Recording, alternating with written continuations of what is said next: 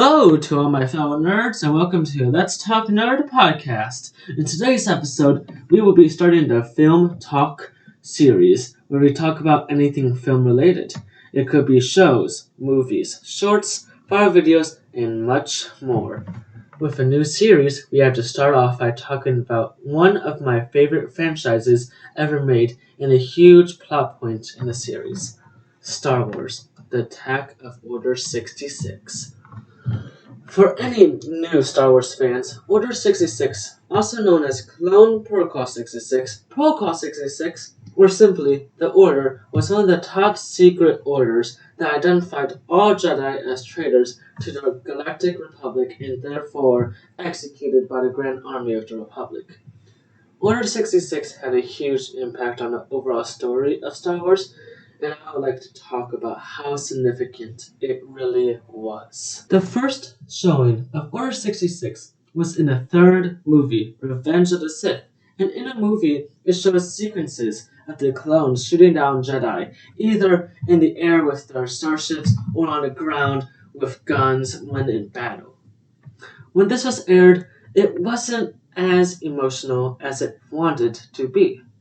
We didn't know any of the Jedi that were killed during Order 66. We only knew about Anakin, Obi-Wan, and Yoda, who all survived. Well, Anakin didn't really. We'll get to that in a different episode. No, we won't. Anakin turned to the dark side, pretty much, and half his body was burnt up.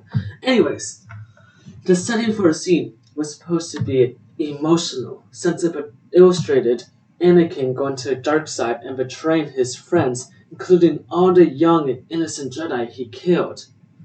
I have brought peace, freedom, justice, security to my new empire. Now, I understand this is just a movie. They aren't able to share a lot of compelling stories of each single Jedi. But the rest of the Jedi just seemed like background characters. They were just there for plot, to show the power and numbers of the Jedi in this universe. But what's worse is that the clones themselves were even more unimportant. You know, the very thing that killed off the Jedi, the very thing that executed Order 66, were more unimportant than the background Jedi. And the clones were the only story that we got from these clones were that they were made by a bounty hunter known as Jango Fett. And the clones were just plot devices for 2 movies. And the reason why this scene at the time didn't feel sad is because it was about non-important characters getting killed by even more non-important characters. Overall, the scene itself was really good. The music was compelling and incredible, and it was the reason why the plot got advanced in the future. But the betrayal just felt so undeveloped and thought through. It felt like they didn't even think through the emotion of it. But then, why, when looking back at the scene now, it makes me sad. Like, I almost want to cry. But why does it do that? On October 3rd, 2008, a new Star Wars show was aired, Star Wars The Clone Wars, and it helped to drive the story between the second and third movie and what's happening between the 2 movies. A show about the clones themselves, and I'm glad that they decided to do this because it helped us understand who the clones actually were. The show itself was an amazing piece of art. Watching the series was something else, and it was one of my favorite shows at the time. And I know, it looks so childish. It looks like a child show. But why is this child show so important to the Star Wars story? Well, the Clone Wars gave unnamed Jedi from the movies a purpose and a personality. For example, we have Plo Koon, I'm sorry guys, Ki-Adi-Mundi, and a lot more. And they gave us new and lovable Jedi's like Ahsoka that pushed the series to continue on.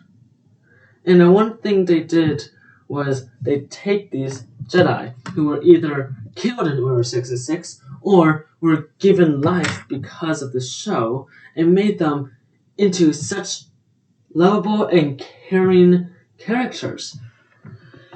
Now, like this name suggests, this isn't called the Jedi Wars. The Jedi weren't the only members who were given life. The clones themselves were given unique personalities and relationships with each other and their Jedi Masters. It's so nice because we get to see how the Jedi and clones interact with each other, and how clones and clones interact with each other, and how clones and enemies battle each other. Adding this sort of relationship into the characters is sweet and all, but then why come the clones decided to kill their masters that they loved throughout the series in the third movie? Why would they just attack them? In the last two seasons of the show, we were given a reason for the attack. Season 6, Episode 1. The episode that gives us the reason for Order 66. A valuable episode that solved a lot of questions that many people have been asking. In this episode, a clone that goes by Toph shoots one of his Jedi Masters. I do not remember their name. So let's say Miss Jedi 1, Miss Jedi 2. So Toph shoots Miss Jedi 1 while they were attacking the Separatists, killing Miss Jedi 1. Every clone and Jedi, which was Anakin and Miss Jedi 2, were obviously stunned by his actions, detaining him, and after the fighting, they interrogate him and check him over. Anakin walks into the room, and for some odd reason, Toph isn't aggressive when Anakin is in the room. But as soon as Miss Jedi 2 walks in, he is aggressive. He tries to attack her, and we don't know why yet. And while interrogating him, he keeps on repeating the same lines. Good soldiers follow orders. And we are confused on why he keeps on saying that over and over again. Later on, we find out that all the clones have been implanted with an inhibitor chip in them, which was set up by Count Dooku, which was following orders from Darth Sidious, who was in disguise as Emperor Palpatine. And the Kaminian, I don't know how to say their name, the Kaminian race, sure, that produces the clones, decide, hey, let's keep this a secret and lie to the Jedi.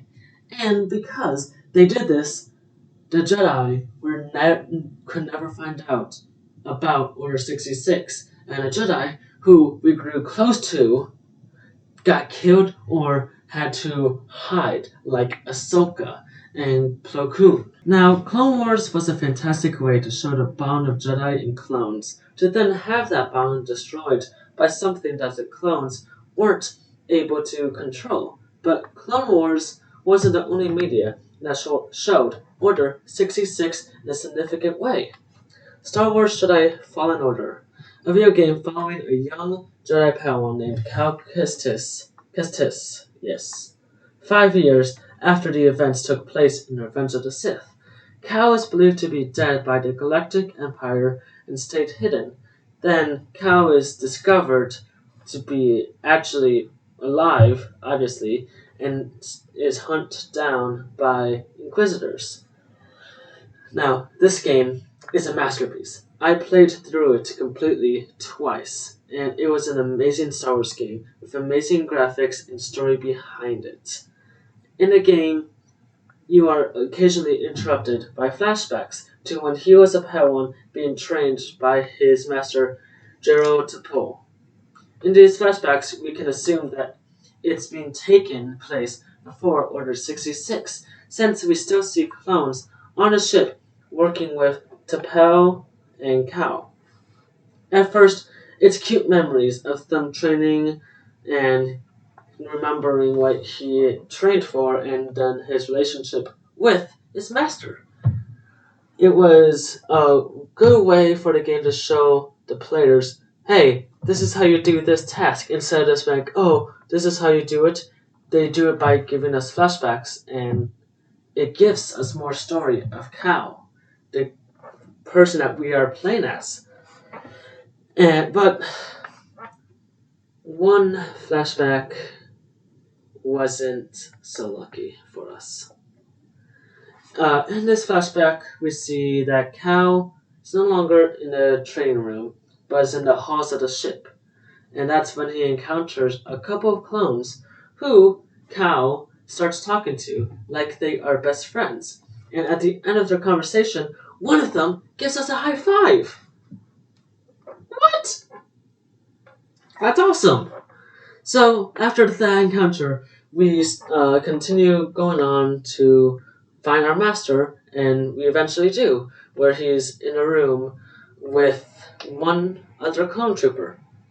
And his master starts to talk to Cal when, while talking behind them, all of a sudden we see the clone pull out a hologram with a cloaked figure that says three spine-chilling words.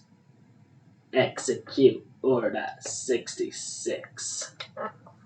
At that time, the Tapao, I think the master's name is Tapao. Tapao starts to feel dizzy, and none of them had noticed that the clone was talking to a hologram.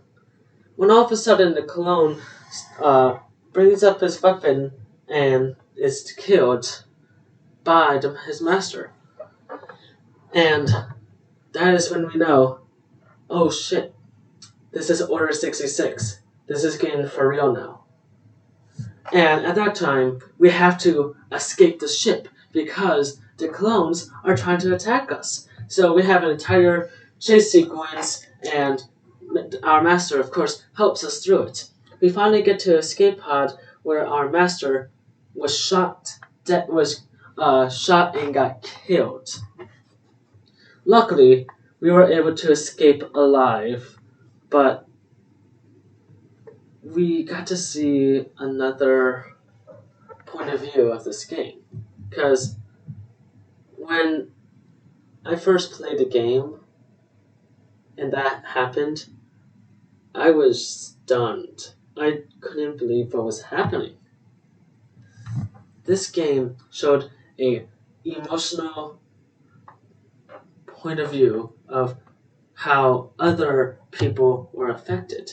Just like in Clone Wars, we saw that one of our favorite Jedi, Ahsoka, had to try to battle her best friend, which was Rex, her favorite clone trooper, who she grew close to.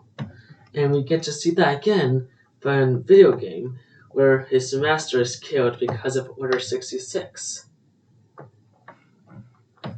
When I go back to watch Revenge of the Sith now, it makes me so sad because I have to see all my favorite Jedi that I now know who they are getting killed off. And there are times I want to cry because, one, I'm watching it and I'm remembering all these Jedi that I grew close to getting killed. I also remember how Cal felt and how Ahsoka felt as well. The significance of Order 66 is incredible. In my opinion, it's a backbone of the story. Without Order 66, the world of Star Wars would have been so different, would have been more boring, and I just want you guys to know why Order 66 is the most important event in Star Wars history. Thank you for listening, and have a fantastic day. Bye-bye!